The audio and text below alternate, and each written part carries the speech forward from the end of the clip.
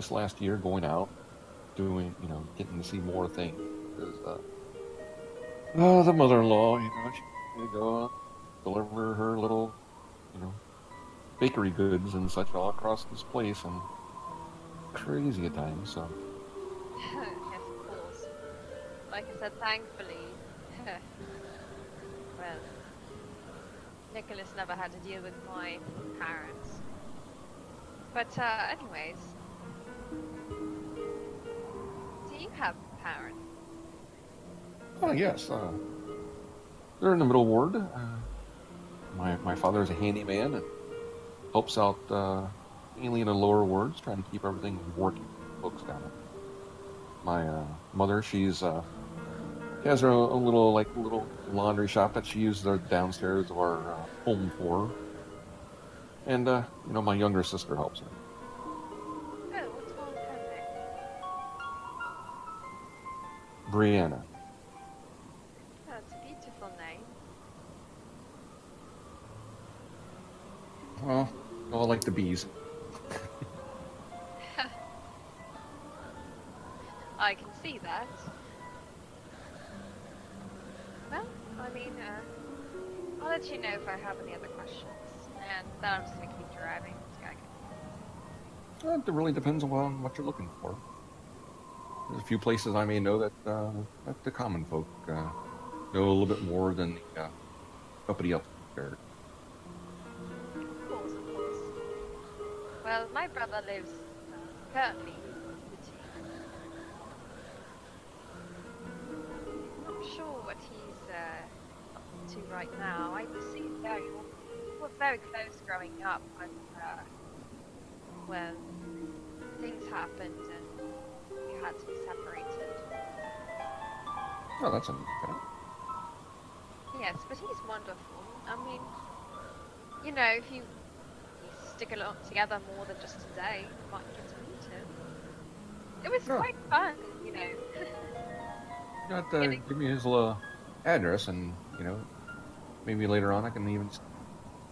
Oh, well, actually, I'm going to go tomorrow. That's part of my little trip. I mean, you're welcome to come if you have nothing more to do, although I'm sure you have to get back to those rats at some point. Well, I had to see what the lady wants this evening. I'm sure she wants some of my company. For sure. Well, anyways, let's get to your date. Ah, yes. There's a little flower shop along the way I want to stop at. We'll post hastily get there and I'll get the tables. Oh, all right. Sounds good. Zara, as you pilot the ship closer to the lower Tavix Landing district of High Walls, you notice that many of the buildings within this district are in a state of disrepair or have been vandalized. And many of the people on the streets that you see seem to be haggard and worn. You see a large tent in the middle of the square set up with a line of people walking up to a table just outside of the entrance to the tent, and individuals in robes attending to these haggard individuals. And as you fly in closer, you see that most of the shops in this area appear to be closed. In fact, the only bit of business that appears to have an ever-bright lantern lit above it is a large tavern. And outside of the tavern door, you see a placard, and the placard is lit up with a glowing silvery letters that make out the words Grey Sword. And as you fly into the district, where would you like to set down your sky coach? I'm going to find as big of a space as I can that is not inhabited by people or tons of buildings. Well, the square that you're in is rather large. There is the alley that separates from the the outer wall, the cliff face. On the edge of it, there is a curved alley, and the tavern appears to be set just on the end of this alley. The tent is quite a bit of ways away from the outer facade of the Gray Sword. So there's plenty of space for you to to park anywhere along the alley or right up next to the tavern if you wanted to. Most of Alright. the guest traffic in this area appears to be heading either into or out of this area or stopping at this tent that's set up. I'm gonna like start landing like a little ways away and then like, I don't know, like kind of scooch up to the building if that's possible. Okay. Since you're still having issues with Fantasy Grounds, I will not ask you to roll survival. Okay. Yeah, for some reason, I might not be on Fantasy Grounds today. It's new. Yeah, that's weird. Yeah, I'm having trouble downloading it again as well, so. Well, Not sure. I'm sure that Derek will help you get that fixed. Yeah. Are we in the lower wards or the middle? This is a lower ward. It's actually the very bottom ward. Two districts over from where you all came into the city, from the Terminus Caravan District. And which district are we actually in? You're currently in High Walls, which you would know is a tenement district mostly for Syrian refugees.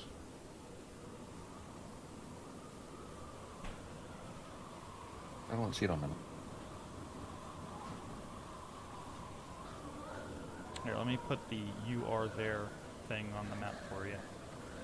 There's a Syria in this world too. Syr was a nation during the 100 Years' War that was completely obliterated by a mysterious event known as the Mourning, and it is now referred to by the denizens of Corvair as the Mournland. The people that were not in Syr at the epicenter of this cataclysm that survived have moved to different areas of Corvair, and some have set up in areas in Brayland, specifically in Sharn. A lot of refugees that were from Syr and survived have set up shop in the districts, and they're sort of treated as a bit of a lower class than others. Gotcha. Oh, I see High Walls. I'm going to add the "you are here" to the map and share the map with you guys again.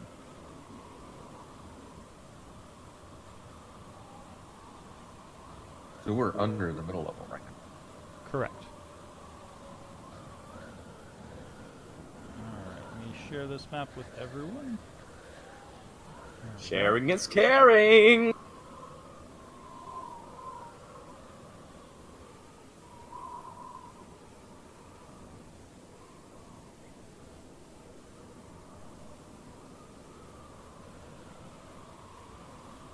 Alright, there we go.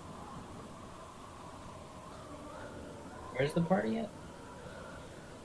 If you look on the map, the way that the city is shaped sort of curves the outer edges of the city. On the right side, you'll notice an area that has a little green dot. That is Yeah, where the the party is currently located. You were one level up, so you're currently making your way over from hundreds of feet above your party right now.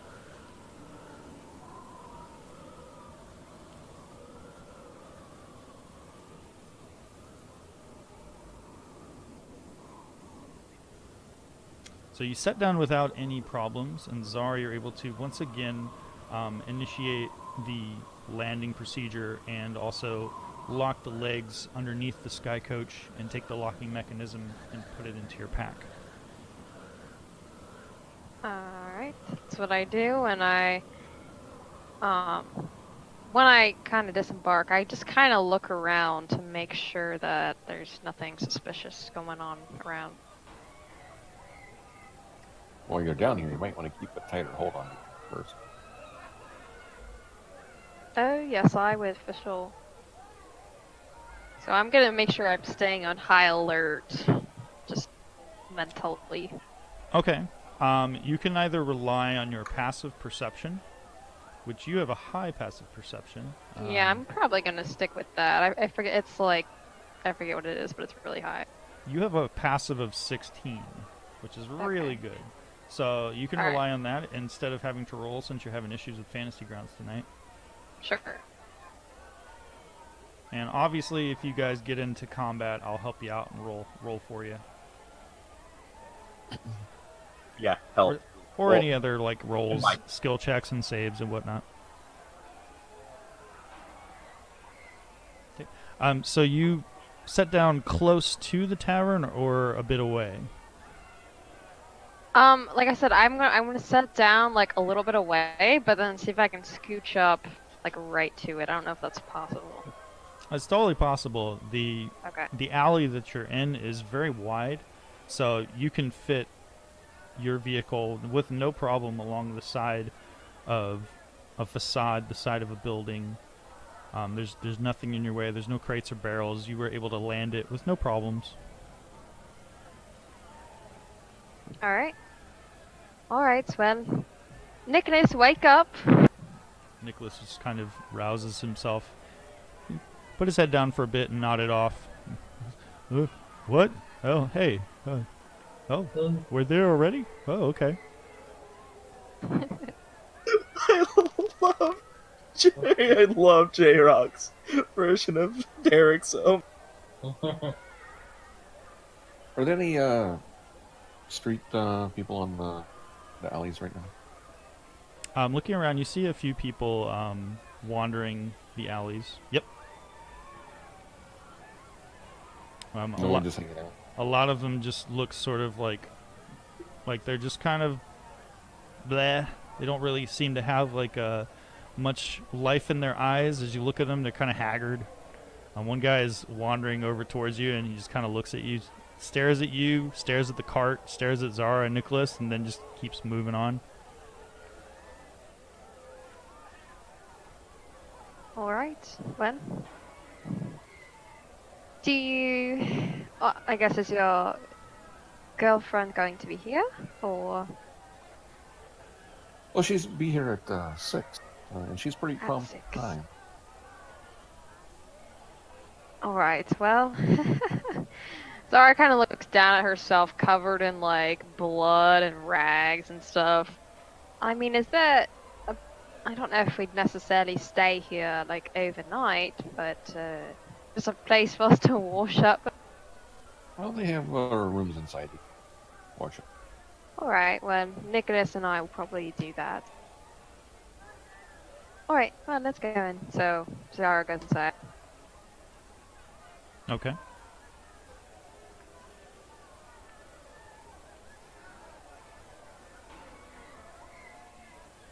And we'll go inside. And Nicholas goes inside. He doesn't just stand there frozen. You fell asleep again. You pass into Nick- through the doors of the Gray Sword, and you see several individuals, all in various states of frivolity and drinking. And as you pass inside, you notice that immediately to your right, you see some doors leading into a separate chamber, like a private chamber, what looks like. Looking about, you see a few tables spread throughout the chamber. Immediately ahead of you, you see a long bar with stools set up, and some individuals leaning against the bar. And there's a few other tables just past the bar in front of you. And then immediately to your left, as you look, you see a very large circular culvert raised up off of the ground, stone. And it has some sort of metal grate that stretches out across it. It's large, wide. It's approximately 40 feet across. And you can see a bit of almost like a shimmer of mist raising from the center of it up into the ceiling, the vaulted ceiling of the tavern. And looking up, you see a second level with a stairwell that leads up. And you see individuals hanging over the banisters. Some of them are drinking and sloshing their drink this way and that way.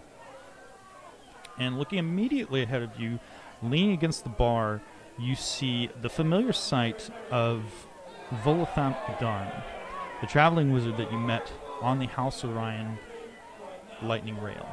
And he appears to be just sort of leaning against the bar, talking to a gentleman with a big, bushy mustache, who is currently wiping down the counter and the table.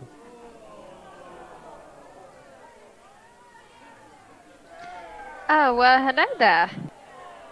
My friends, I see you finally made it. I must apologize. It's been a while since I had a moment to really arrange for any kind of a party per se. And to be quite honest, I didn't realize that the Grey Sword was going to be in an area as a bit as rough as this one. But Brasco here, he's the only proprietor within High Walls currently that is open. There were a few other places. There was one in Cliffside that I was in earlier today called the Skewered Dragon, but to be perfectly honest, the Skewered Dragon wasn't that much better than this place. But I have arranged for a private chamber just over there beyond those doors. There's a table set up with food all ready to go and drink. Just having a conversation with Brasco if you wanted to head in there or if you wanted to mill about the place. I would be careful. There are some rough individuals in this establishment. Some I'm not too familiar with. It's good to see you again, you too. Ranger, I believe you said your name was Byron? Brian? Yes. Brian. Byron Winter. Yes. Oh, Byron. I apologize. I'm terrible with names. And then you, sir, Nicholas, the husband. It's good to see you again. Where are the rest of your friends? They'll be on the way within the hour or so.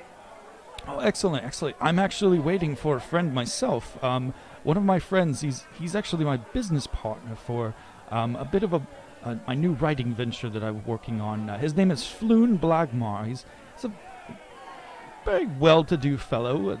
He works for the Shan Inquisitive, which is one of the local newspapers. And he was supposed to meet me here. We were at the Skewered Dragon earlier today, and I asked him to meet us here tonight for the dinner party, but he hasn't arrived yet. So it is still early, though. So hopefully he'll make it his way over. Otherwise, I'm afraid we may eat all of the food. Oh, well, I'm sure we'll save some. But in the meantime, I'm going to freshen up and be ready for your party in an hour or so.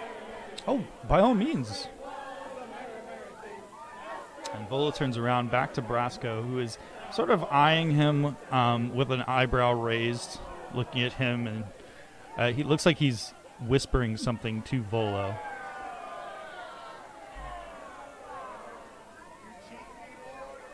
I use the sending stone to contact Linda, see where she's at. Hello? Oh, Byron! Yeah, where you at there? Oh, I'm still up in the. Traffic is terrible. I decided to walk. I couldn't hail a sky. I couldn't hail a sky coach. Don't walk. Don't walk. No. Just stay where you're at. Give me your address. I'll send someone to pick you up. Oh well, I'm almost there. Actually, I'm in Middle Tavik's Landing right now. Okay, I'll walk outside. Okay. I'll see you in a bit. I have to pass through the checkpoints. Okay. Love you. Yes, sir. And the sound from the sending stone ceases. I'll go outside and blend into the shadows and Okay. walk towards the entrance where she should be coming out. Okay. Zara and Nicholas are just gonna see if they can get, like, I don't know, a room they can freshen up in just for a couple hours. Okay. And, yeah, and that's it. I mean, I don't want to play that out too much. No worries. As you approach the counter, the proprietor, Brasco, greets you. He says, "Oh, hello there, young miss. I understand that you're here for the dinner party that Volo set up. Oh, yes. Nice to meet you. I'm Zara, and this is my husband, Nicholas. She holds out. Nice to meet you. I'm Nicholas. Oh, indeed.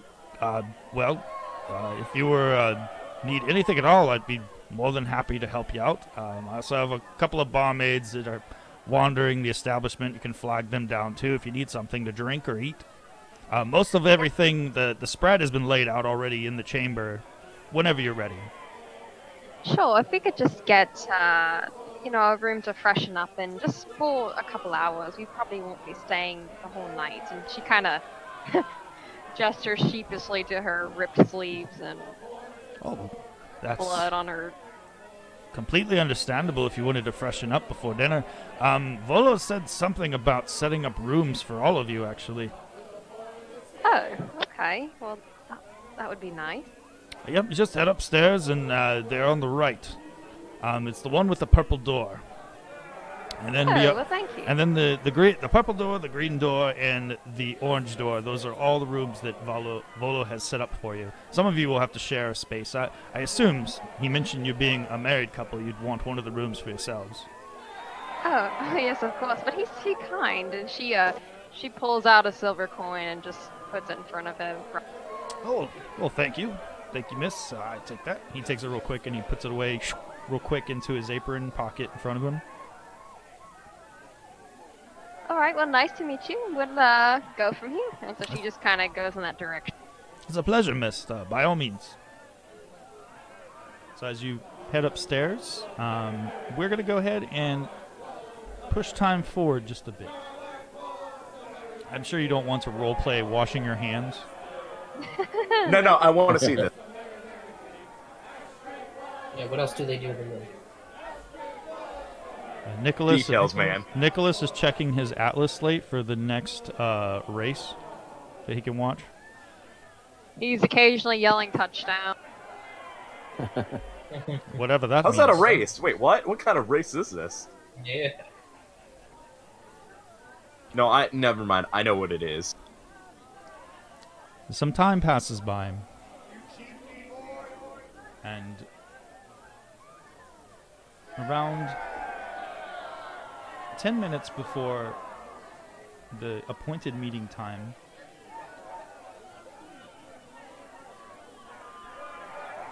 Byron, as you are standing out in the alleyway watching, you notice the familiar sight of a paladin striding through the crowd. And you see Samael with a bit of red on his his left shoulder that's streaking down his armor. And you also see the familiar plumed hat of the bard Siegfried just beyond him, walking up. And you can see that he's staring at Samael, and he is currently fussing over him. I can just stay in the shadows for now. And Samael, as you pass by this large green tent with a line of individuals walking up to the table there, you can see a couple of folk wearing various aprons and robes, and they seem to be dishing out some food to the individuals that are lined up, and also distributing like blankets. And Samael and Siegfried, you met each other just outside of the district. Samael, you watched as Siegfried exited from a very grandiose-looking, fancy carriage that was pulled along by two Pegasus.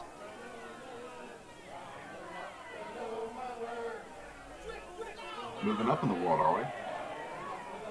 Ah, my good friend, I'm always moved up in the world. My only goal is to help everyone else move up there with me, and hopefully have everyone at about the same level at the end. That's a lofty goal. Hopefully we'll all get to ride in a Pegasus carriage one day. Can't say I'm really looking forward to it, but, I wouldn't be opposed to it. I think you would have liked the, carriage driver. He was actually a rather fine fellow. He even had a cane. Sounds like you had a great time. I also ran into some interesting people. Ran into a nice gentleman down there on the bridge who stabbed me in the shoulder. Great guy. Ooh, well, you look more bloodied.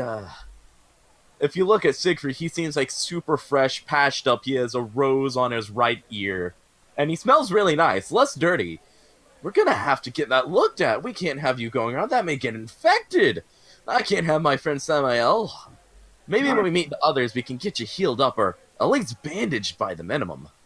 Well, on a good note, it doesn't seem to hurt anymore, so it's either not poisoned or extremely poisoned. Or Let's both. hope let's hope it's not. Yeah, let's hurry up and get you there. The others should be... Gosh. As you both stride through the alleyway towards the end, you see a rather large set of doors, and you see the outer facade of the sign that says Grey Sword. And you also see, not too far away, the familiar sight of the sky coach that you have been borrowing. Well, I hope Zara's in here already. I've got a surprise for her. Well, I mean, who else would be driving the carriage? At this point, I would not want to guess at that. Fair enough. Let's go on in there then. All right, and I'm going to throw open the door like I own the place. As you enter into the room, you see a raucous crowd interspersed within the large chamber. And you just see various folk of different shapes and sizes and creeds, all just having a good time. You don't see your friends, though, immediately. You do, however, see the familiar sight of the traveling wizard Volifant leaning against the bar, speaking to a gentleman with a thick, powerful chest and a big, bushy mustache. Hey, Siegfried, that guy looks familiar over there. Do you remember who that is? Yes, I do actually. And Siegfried rushes up. My friend, how are you? It's been a bit. Have you been making sure you take a bit of relaxing and not overworking yourself again? Oh, well, yeah. Well, hello there. It's the bard from the train, and the paladin. It's good to see both of you. Your friends, your three of your friends. They arrived earlier, and they've already gone off in different directions. I'm not sure where the ranger went off to, Byron or Brian or whatever his name was.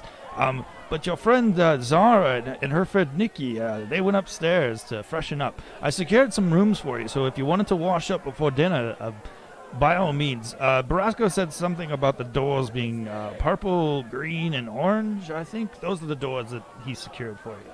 Siegfried shall stay in the purple room. And also, I will say, I cannot let one good deed go undone. So if you need any music to be played, you come to me and I will make sure I play the best tunes I can.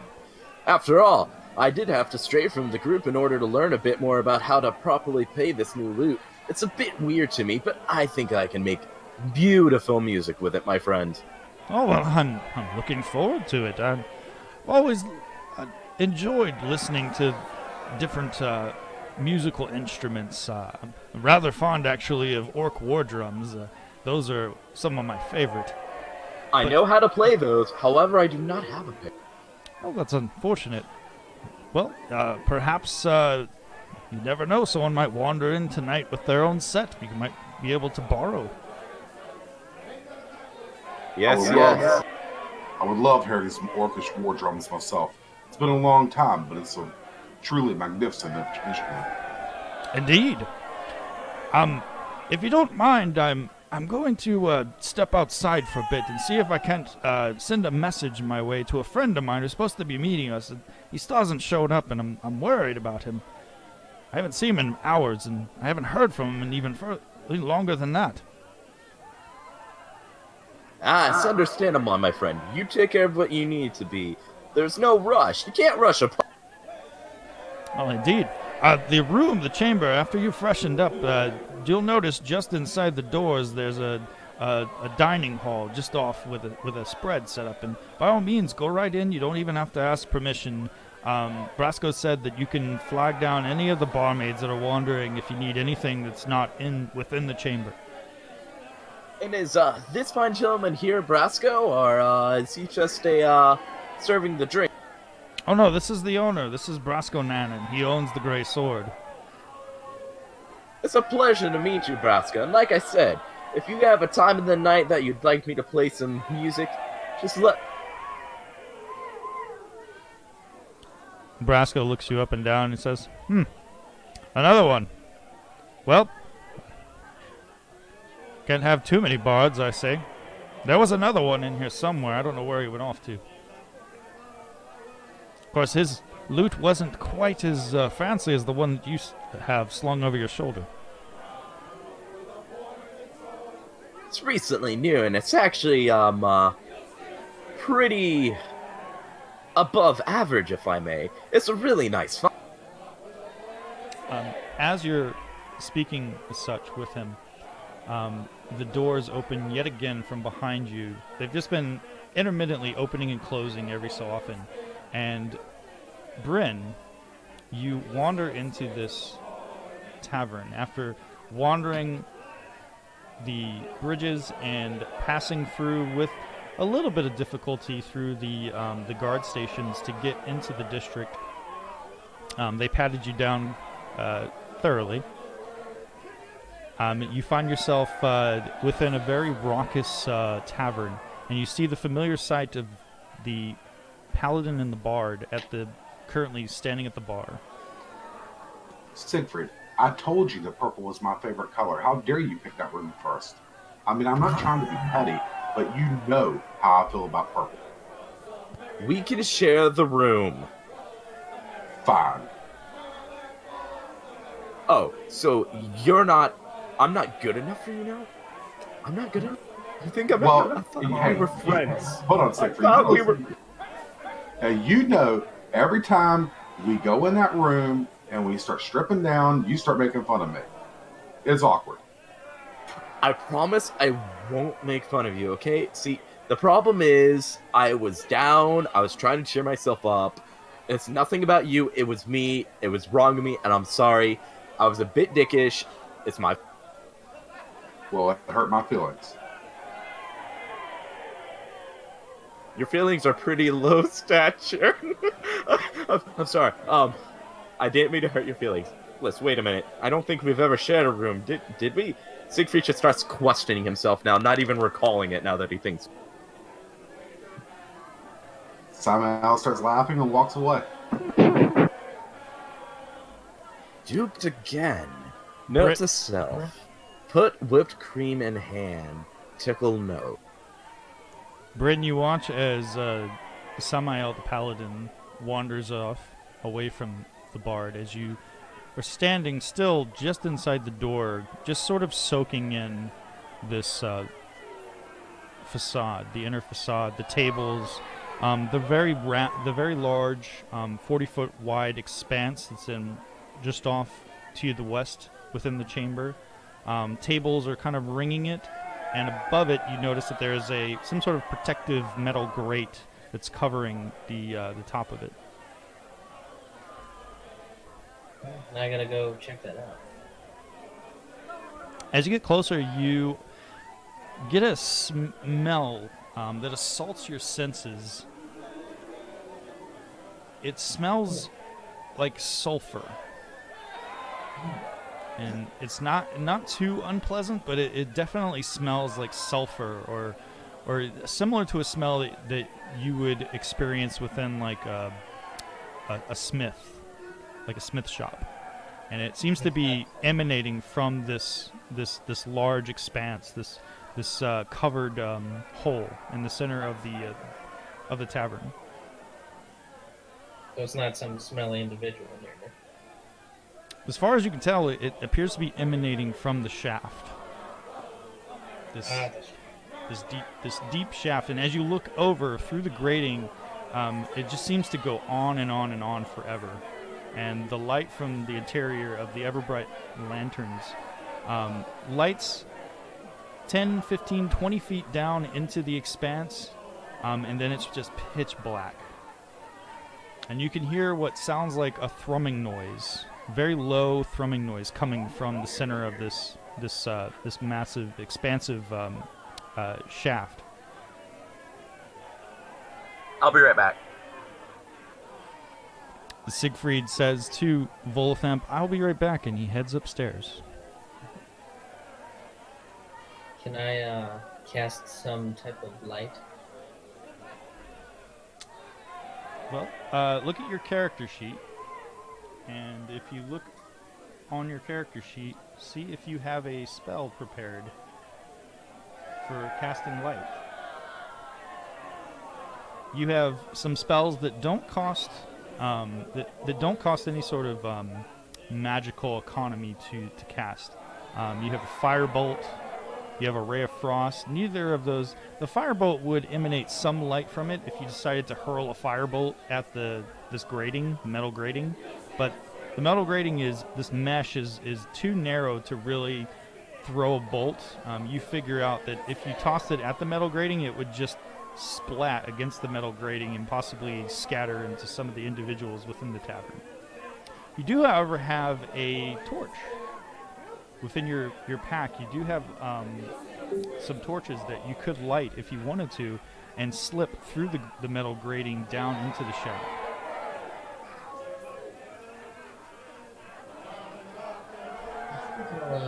I'll light a torch. Okay.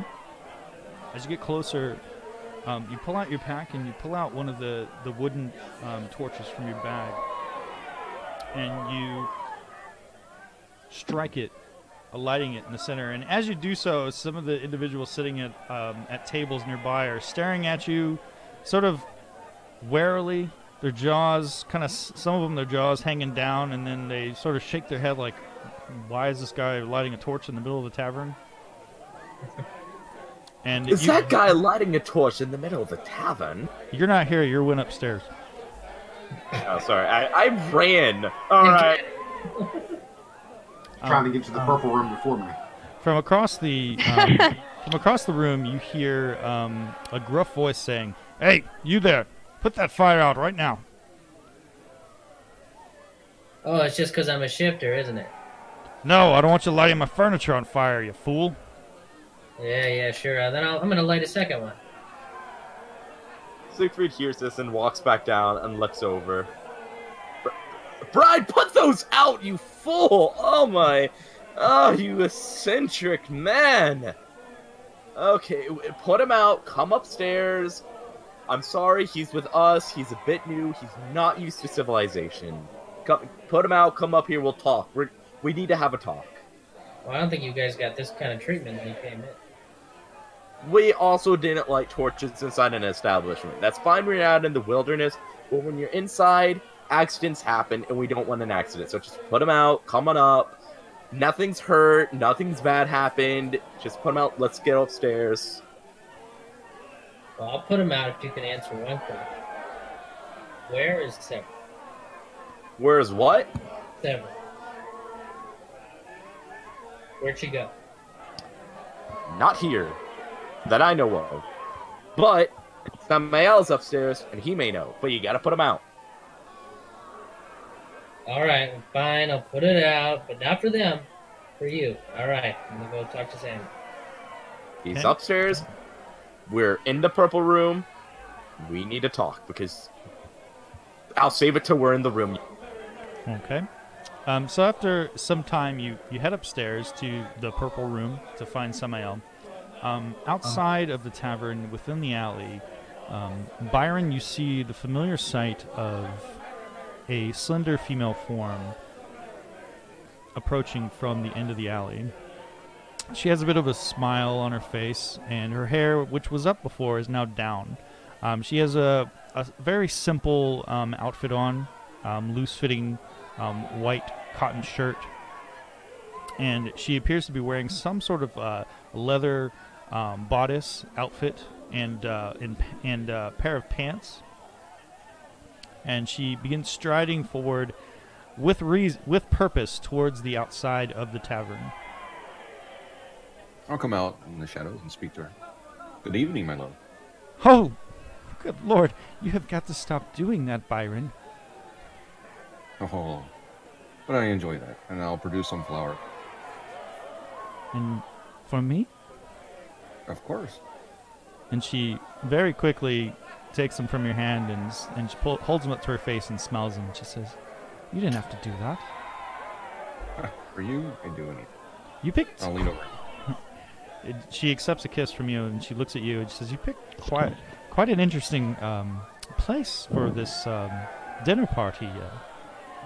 Is everyone here?" I believe everyone is here. I didn't actually choose one. Some gentleman wanted to treat us all day, and I haven't been here in a couple of years. So I'm hoping it changes, but it still seems to be the same pig hole. All right, your mic's on. She sneezed. Sorry. Hey, Zara, did you fall asleep on us? No, I'm here. Okay, you're just like breathing heavily into your microphone. Oh, sorry. She's eating So- a cheeseburger. No, I switched to my phone because I was trying to restart my computer and it's not on push to talk. Sorry. That's okay. We were just worried about you. There's worse things we could have hoped for her, like Derek yelling touchdown. Sorry. All right. No, I'm here. Okay. So, Byron, as you and Linda become acquainted and snuggling close, arm in arm, you head into the tavern. And Linda just sort of looks around, a bit of a sardonic look to her face. She's smiling. She says, "Wow, I don't think I've even ever been to this district before, Byron. This is quite the place." Yeah, that's we'll talk about it later, but he like when we want to dress down. Okay. Well, where are all your friends at? There's a room in the back. I'm looking around. Do I see the gentleman that's the host? Yes, you see Volo. He is no longer leaning against the bar. He appears to be standing with his back to the crowd in a corner. And he's fiddling with something. Volo. Oh, hello there. Oh, Brian, or Byron, excuse me. I apologize. This Yes. is my lady, Linda. Oh, well, it's a pleasure to meet you. Enchanté, mademoiselle. Now, you speak very funny, sir. My name is Linda Brighton. A pleasure to meet you. Indeed, I am Volothamp Gadam. I am a traveling wizard and author. Planar traveler. It's a pleasure to meet you. So you two are together, I take it. Yes, for several years. Congratulations. That's rough business. Keeping a significant other in such times. But what are my manners? Of course, I'm sure that you must be famished. I haven't seen the rest of your friends go into the dining hall yet, but again, as I mentioned before, it's already all set for you. Food is on the table. Drink will be provided at your beck and call. All right, thank you. And lead her into the back.